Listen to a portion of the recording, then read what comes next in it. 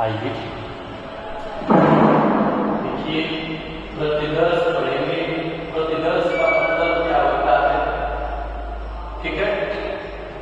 प्रतिदर्श क्या है, देखिए कभी कभी कुछ बातें हम लोगों को जब न समझ में आए, हिंदी की बातें हों तो हिंदी के शब्द न समझ में आए तो प्रयास करना चाहिए कि इंग्लिश के शब्द उसके क्या है, समझिए। देखिए आज सामान्य जो हम लोग कभी कभी हिंदी होता है हम लोग बोलते हैं ना, उसमें अंग्रेजी भी यूज करते हैं। जैसे कोई सैंपल, कोई प्रतिदर्श नहीं करता, लोग कहते हैं कि इसका सैंपल दिखा दीजिए। जब आप मार्केट में कुछ सामान खरीदने के लिए जाते हैं तो आप कहते हैं कि इसका सैंपल दिखा दीजिए, यानी कुछ सैंपल से ही निर्धारित कर देते हैं कि यह जो वस्तु है वो सही है कि गलत है।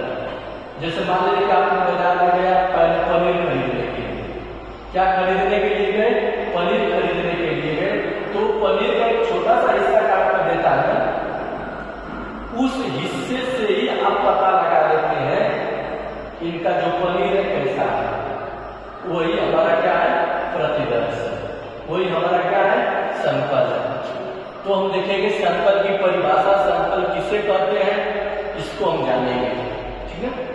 प्रतिदर्श किसे करते हैं, सामान्य भाषा में हम कह सकते हैं कि संपूर्ण को, किसी वस्तु, किसी संख्या के संपूर्ण को एक अंश में दर्शाना है, क्या कहलाता है, प्रतिदर्श कहलाता है।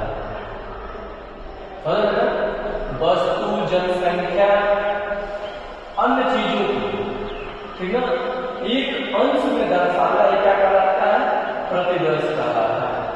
जिस प्रकार से आप कक्षा देखेंगे, कक्षा 7 उसमें 100 बच्चे होंगे, एक मॉनिटर होगा, एक मॉनिटर जो जा रहा है क्या है, सैंपल है।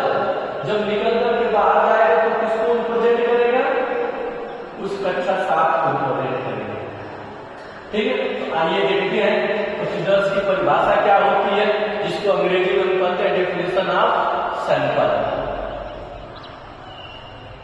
A sample is a portion of the entire lot of certain kind of subject।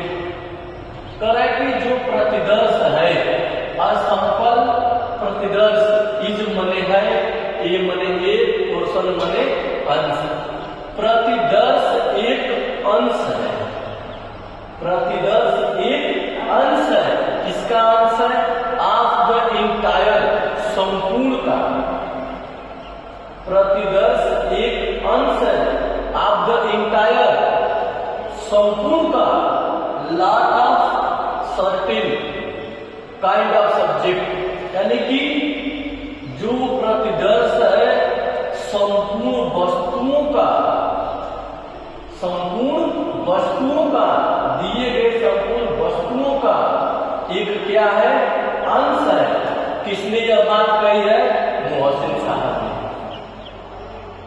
कोई भी पूछेगा ये anybody ask what is definition of प्रतिदर्श या सैंपल, तुरंत बता दीजिएगा, a sample is a portion of the entire lot of certain kind of subject. अर्थात कह सकते हैं कि प्रतिदर्श एक अंश है of the entire lot of certain kind of subject.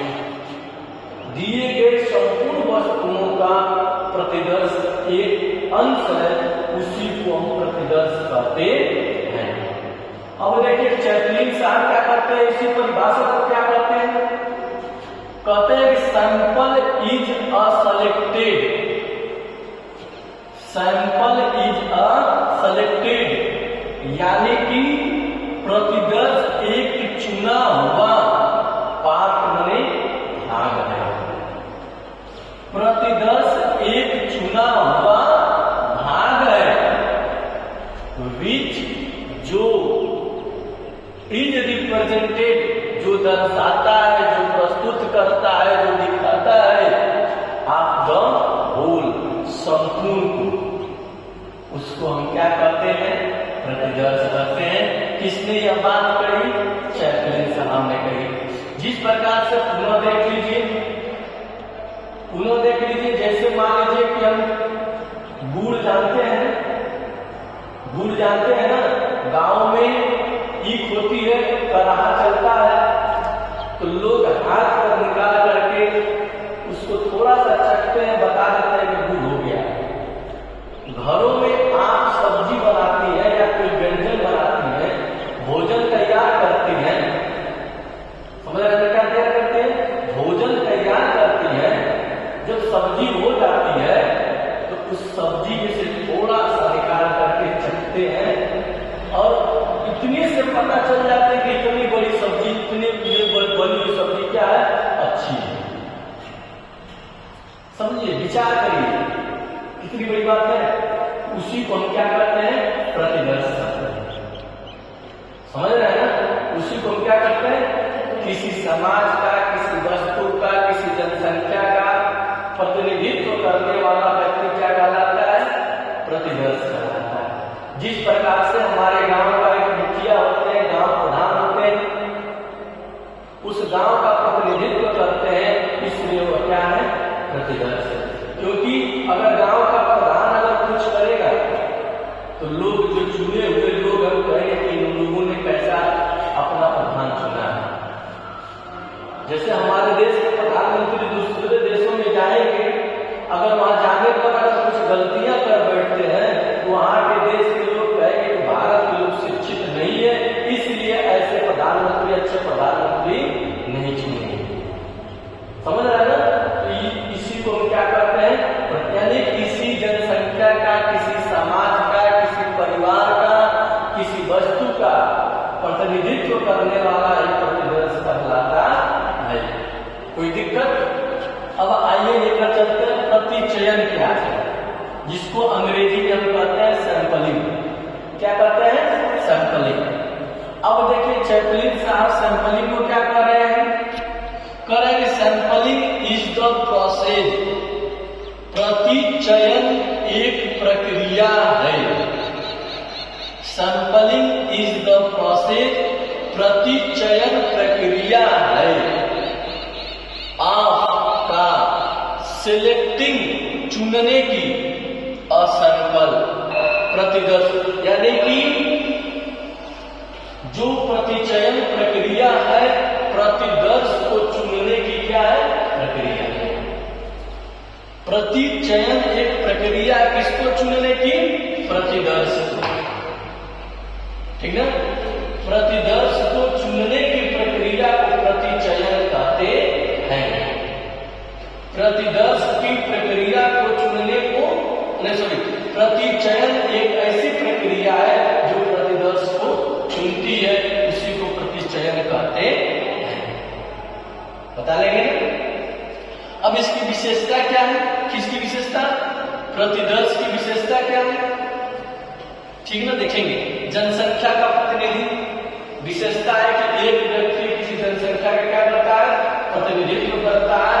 उस व्यक्ति से उस जनसंख्या का संबंधित होता है। दूसरी विशेषता क्या है? जनसंख्या की समजातीयता, मतलब कि उसी जाति के व्यक्ति को उसका जो प्रतिनिधित्व चुनता है, इसी से पता चल जाता है। समय, श्रम तथा मुद्रा के वित्त व्ययिका। देखिए, मान लीजिए गांव में झगड़ा हुआ है, समझिएगा, गांव में झगड़ा हुआ है, अब गांव में पंचायत होगी। इस एक गांव से दूसरे गांव से झगड़ा हुआ, जब पंचायत होगी तो एक गांव में 1000 लोग, दूसरे गांव में भी 1000 लोग। तो जब 1000 लोगों को बैठाएंगे, 1000 लोगों को बैठाएंगे, पंचायत हो पाएगी? नहीं। तो उसी में से किसी को चुना जाएगा एक करके कि इस गांव का प्रतिनिधित्व ये करेंगे, उस गांव का ये। तो आपस में समझौता होगा, उसमें किस चीज की बचत होगा? समय का भी बचत होगा, श्रम का भी बचत होगा और मुद्रा की भी बचत होगी ना? ये क्या है? इसकी विशेषता है, प्रतिचयन की विशेषता है। पक्षपातों से मुक्त। प्रतिचयन जब प्रक्रिया होती है तो उसमें पक्षपात नहीं किया जाता है। समझ रहे हैं ना? जब प्रतिचयन प्रक्रिया होती है तो पक्षपात नहीं किया जाता है। अगला है उच्च विश्वसनीयता। देखिए, प्रतिचयन में विश्वसनीयता बहुत अच्छे से रहती है। उसमें जैसे क्या होता है, जैसे मान लीजिए कि कोई चीज को चुनना होता है तो जो चुनने वाला होता है वह एकदम विश्वास पात्र होता है। जैसे हमारे न्यायालयों में जो जज है उन पर हमारे उच्च विश्वसनीयता होती है कि जो फैसला देंगे वह सही देंगे, जो गलत होगा गलत करेंगे, जो सही होगा सही होगा। इसलिए प्रतिदर्श की जो विशेषता है उच्च विश्वसनीयता की होती है।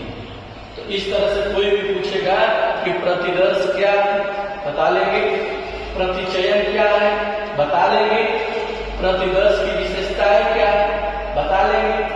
अगर परीक्षा में भी आएगा तो इसको लिख लेंगे ना। ठीक है, धन्यवाद।